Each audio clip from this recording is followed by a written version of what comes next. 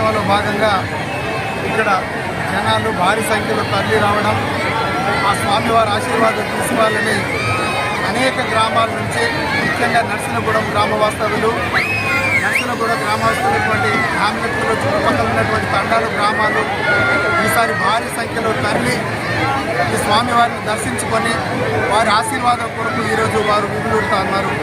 ముఖ్యంగా ఈరోజు మంచి రోజు కాబట్టి అనేక గ్రామాల నుండి ప్రజలు భారీ సంఖ్యలో తరలి వారికి ఉన్నటువంటి మొక్కులు చెల్లించుకొని సుఖ సంతోషాలతో, ఆయురారోగ్యాలతో, నిండు నూరేళ్ళు ఆయురారోగ్యాలతో ఉండాలని చెప్పేసి ఆ స్వామివారిని వేడుకుంటూ వారి వారి కోరికలు, వారి వారి మొక్కులు తీర్చుకుంటూ ఉన్నారు.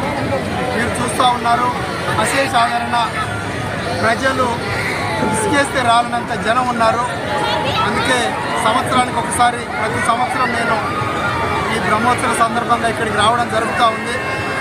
ఇక్కడ నేను శాసనసభ సభ్యునిగా ఎన్నికాకముందే వచ్చి దేవుణ్ణి మొక్కులు చెల్లించుకున్నా.